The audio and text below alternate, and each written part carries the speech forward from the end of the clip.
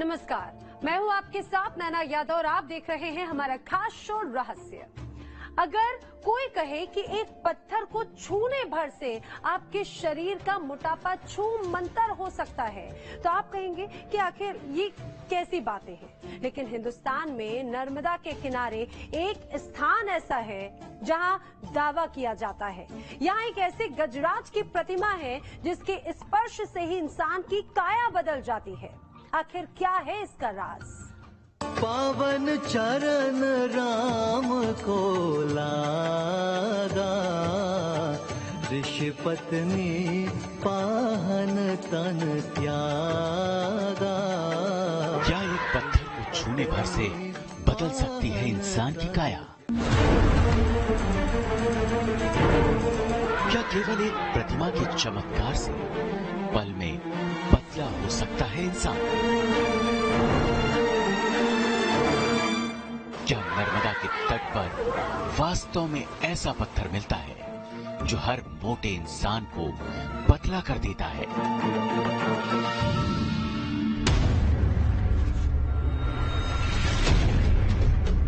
क्या उल्टी बहने वाली नर्मदा नदी के मंदिर में पलक झपकते ही बदल जाता है इंसान का शरीर?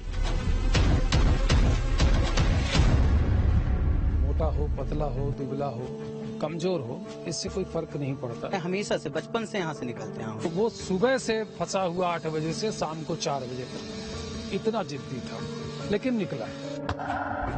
ये दावे थे जो पहली बार में सुनकर हैरान कर रहे थे।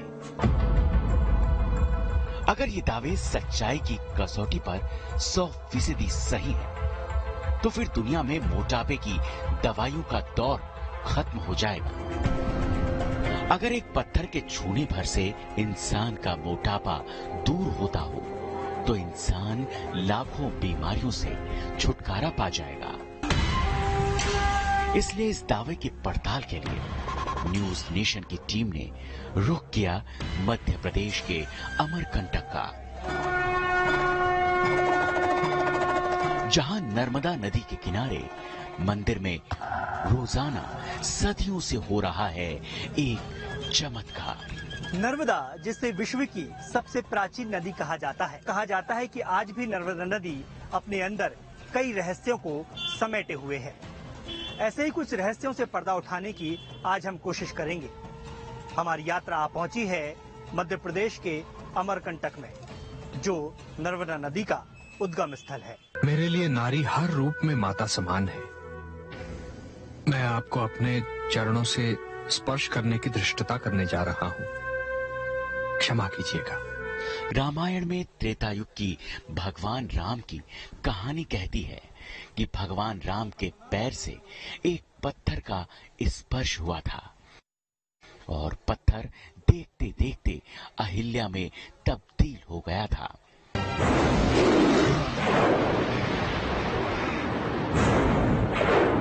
धार्मिक मान्यताएं तो ये भी कहती हैं कि इंसान जानवर का स्वरूप ले सकता है और जानवर से फिर इंसान में बदल सकता है। अगर ये चमत्कारी कहानियां सच है, तो क्या नर्मदा के तट पर त्रेता युग वाला चमत्कार आज भी देखने को मिलता है? क्या आज भी आंखों के सामने इंसान की काया बदलने वाला चमत्कार होता है? मैकल पलपत की श्रृंखलाओं के ऊंचे नीचे रास्तों से होते हुए हम पहुंच गए हैं उस जगह पर जिसे नर्मदा का उद्गम स्थल माना गया है। मंदिर के अंदर कुछ ऐसी भी चीजें हैं जो अपने आप में एक बहुत बड़ा रहस्य है। अब बहुत जल्द ही हमें वो पत्थर की प्रतिमा दिखने वाली थी जिसे लेकर दावे किए जा रहे थे कि जिसके छूने से ही इंसान का शरीर बदल जाता है, जिसके छूने से मोटा इंसान पतला हो जाता है। गजराज का वो रहस्य भी सामने आने वाला था जो पिछले 1300 सालों से हर दिन हर पल इस मंदिर को रहस्यमयी और चमत्कारी बना रहा था। नर्मदा नदी के किनारे बसे इस मंदिर में होने वाले चमत्कार को देखने के लिए, उसकी सच्चाई की पड़ताल के लिए हमारी टीम पहुंच चुकी थी। गजराज की प्रतिमा भी सामने थी। बस इंतजार था उस दावे का जो अपनी आंखों के सामने होते हुए देखना था, जो पिछले 1300 सालों से इस मंदिर में रोज हो रहा था।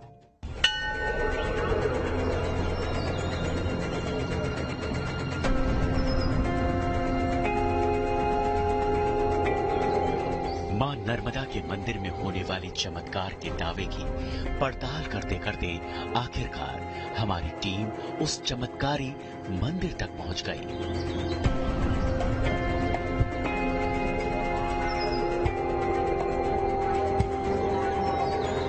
हिंदुस्तान के हर कोने में मिलने वाले मंदिर की तरह ही ये मंदिर भी शांत दिख रहा था।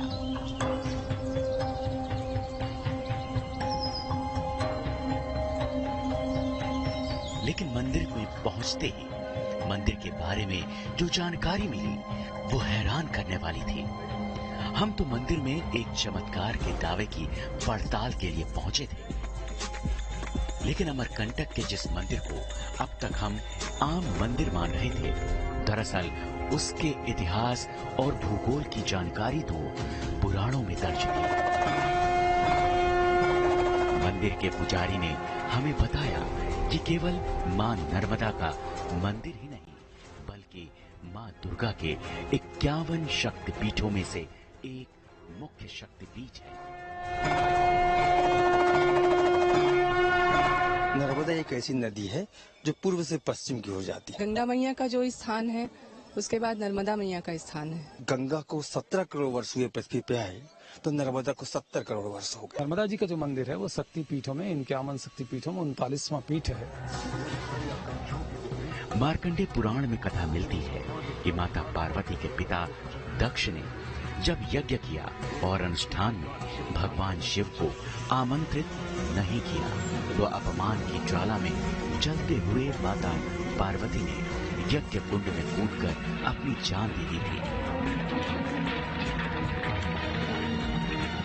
जिसके बाद भगवान शिव ने माता के जलते शरीर को लेकर कैलाश की ओर चल पड़े थे और माता के जलते शरीर के टुकड़े धरती पर जहां जहां गिरे वहां वहां माता का शक्तिपीठ बन गया। कहते हैं मां नर्मदा के उद्गम स्थल अमरकंटक की इसी जगह पर मां दुर्गा के कूल्हे गिरे थे, जिससे यहाँ शूर्ण शक्तिपीठ की स्थापना हुई।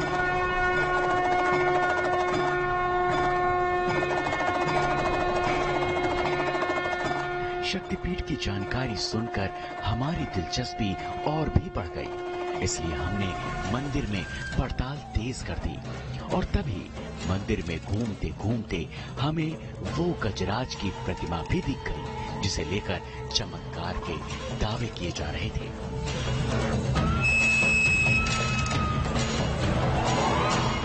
जिस जगह की हम बात कर रहे थे वो ये दिव्य और अलौकिक जगह है। यही वो द्वार है जिसके नीचे से निकलकर व्यक्ति पाप से पुण्य की ओर बढ़ता है। यही वो जगह है जो अपने आप में बेहद अद्भुत है। यही वो द्वार है जो मां नर्मदा की भक्ति को साक्षात बताता है। तमाम ऐसे पहलू हैं जो आज भी इसके लिए अछूते बने हुए हैं कि आखिरकार इस छोटे से हाथी के नीचे से लगभग इतनी बड़ी जगह से कैसे एक मोटा व्यक्ति, दुबला पतला तो फिर भी ठीक है, लेकिन एक मोटा व्यक्ति बड़े आसानी से निकल सकता है। गजराज की प्रतिमा देखते ही काफी रहस्यमयी दिख रही थी। गजराज का सिर और सूंड को लाल सिंदूर से रंगा गया था, जबकि बाकी की प्रतिमा सामान्य पत्थर की थी। गजराज के ऊपर बैठा महावत, लेकिन उस महावत के शरीर पर सिर नहीं था। मान्यता के रूप में गणेश जी को रखा गया, क्योंकि हमारे में गणेश जी प्रथम ही पूज्य देव गणराऊ। सबसे पहले गणेश की आराधना और पूजा वंदना भी होती, प्रणाम भी होता है। बच्चों को हम लोग बचपन में हाथी के नीचे से निकालते थे, जिससे बुद्धि तीव्र होती है और पाप भी कटते हैं। सिर कटे महावत की प्रतिमा उसी चमत्कार का हिस्सा था या फिर ये मंदिर की कोई मान्यता थी, ये तो कोई नहीं जानता। लेकिन इस प्रतिमा के बारे में पंडित ने बताया कि ये प्रतिमा आज की नहीं बल्कि पिछले 13 सदी से यानी 1300 साल से यहाँ स्थापित है। ये जो मूर्तियां आप देख रहे हैं लाखन उदल की, ये 1300 वर्ष पहले कोटि तीर्थ घाट पर दबे हुए थे। जब वहां घाट का काम शुरू हुआ था तो ये पाए गए। तो पूर्वज लोग देवतुल्य थे, देवताओं के द्वारा इनकी स्थापना यहाँ करा दी गई। गजराज की 1300 साल पुरानी प्रतिमा हमारे सामने थी, जिनके चारों पैरों के अंदर से अब भक्तों को निकलना था। सदियों से होने वाले चमत्कार के दावे को अब सच होना था। मंदिर में विराजमान गजराज के बारे में मान्यताएं हैं कि इनके स्पर्श से मोटा इंसान भी पल भर में पतला हो जाता है। यकीन करना मुश्किल है, लेकिन हमारी टीम ने इसकी गहराई से पड़ताल की और जो रहस्य सामने आया वो हैरान करने वाला था।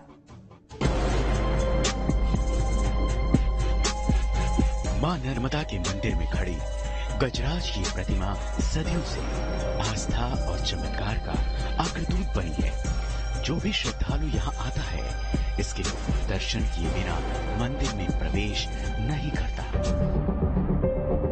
और प्रवेश के लिए उसे गुजरना पड़ता है एक कठिन परीक्षा से, जिससे पार होने का मतलब कोई दैवीय कृपा मानता है तो कोई महज परंपरा।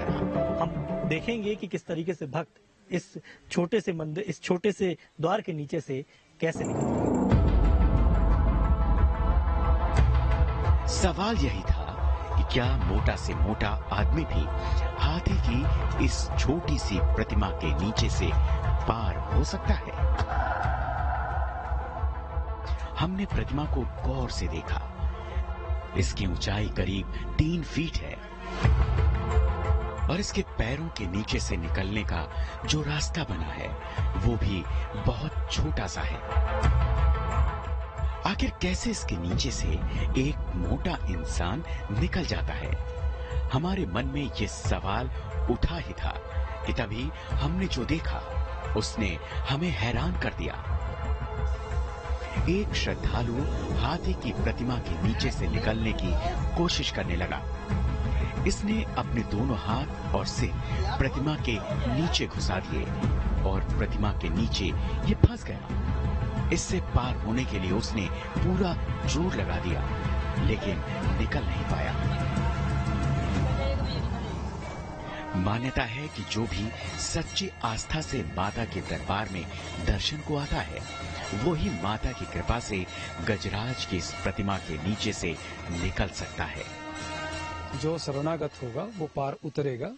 मोटा हो, पतला हो, दुबला हो, कमजोर हो, इससे कोई फर्क नहीं पड़ता। तो क्या इस श्रद्धालु ने सच्ची श्रद्धा नहीं दिखाई या वजह कुछ और है? ये सवाल हमारे मन में उठने लगा। क्या ऐसा हो सकता है कहीं इसके पीछे कोई वैज्ञानिक तथ्य तो नहीं छिपा? इसी जिज्ञासा की वजह से हमने इसके नीचे बनी उस जगह को इंच टेप से नापने की कोशिश की, तो जो सामने आया वो चौंकाने वाला था। नर्मदा नदी के उद्गम स्थल के बेहद समीप स्थित इस हाथी को यदि अब हम नाप के हिसाब से देखें कि आखिरकार इसके बीच की कितनी जगह है, तो मैं यदि इंच टेप के हिसाब से देखूं तो इसके अंदर की जो चौड़ाई है वो लगभग 1 फीट 3 इंच के करीब है।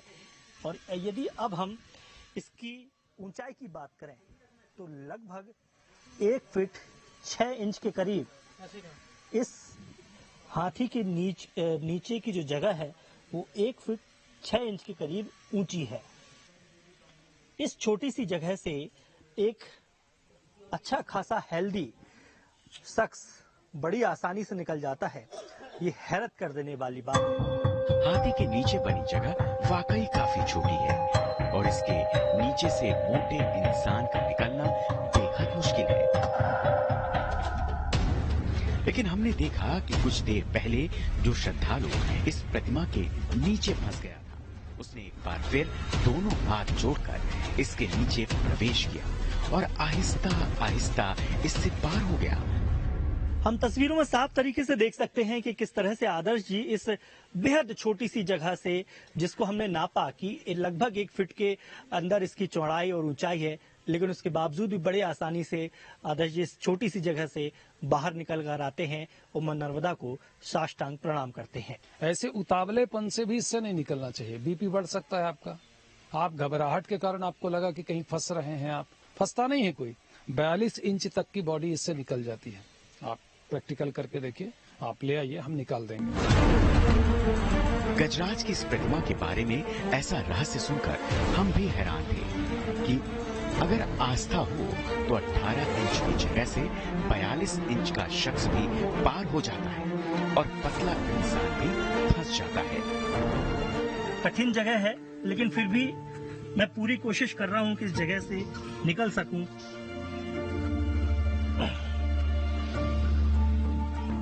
चलिए, मैंने भी इस द्वार को पार कर लिया मां नर्मदा की कृपा से।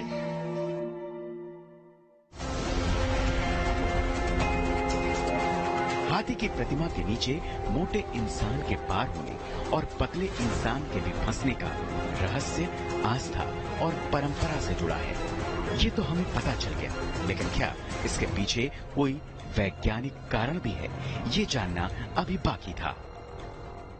मां के दरबार के चमत्कार को हमने अपनी आंखों से देखा, जिसे देखकर हम भी हैरान रह गए। लेकिन ये सिर्फ चमत्कार नहीं था, बल्कि इस चमत्कार के पीछे वैज्ञानिक और आध्यात्मिक तर्क भी थे, जिन्हें सुनकर, जानकर, समझकर हमें भी मां के दरबार में होने वाले चमत्कार की पूरी गुत्थी समझ आ चुकी थी। जिस चमत्कार के दावे की पड़ताल के लिए हमारी टीम अमरकंटक पहुंची थी, उसे हमने अपनी आंखों से देखा और महसूस किया। मां के दरबार में भले ही भक्त इसे दैवीय चमत्कार कहते हैं, लेकिन इसके पीछे पूरा का पूरा विज्ञान छिपा है। अब इतने में यदि आपका धैर्य छूट गया तो बीपी बढ़ जाएगी। बीपी बढ़ जाएगा तो शरीर का मोटापा फूलता है, सांस फूलने लग जाता है, उसके कारण मोटापा बढ़ जाता है। तो जो फ्लेक्सिबल बॉडी थी वो कठोर हो गई, वो है फंसना। फंसता कोई नहीं है। तो मंदिर की पुजारी की बात से साफ हो गया कि इस परीक्षा का एक ही मूल मंत्र है, और वो है धैर्य। मां दुर्गा के शक्तिपीठ और मां नर्मदा के तट पर सदियों से गजराज भक्तों की परीक्षा लेते आ रहे हैं। संत और श्रद्धालु भले ही इसे पाप और पुण्य से जोड़कर आस्था का विश्वास मानते हैं, लेकिन इसमें चमत्कार के साथ साथ विज्ञान का समाधान भी छिपा है।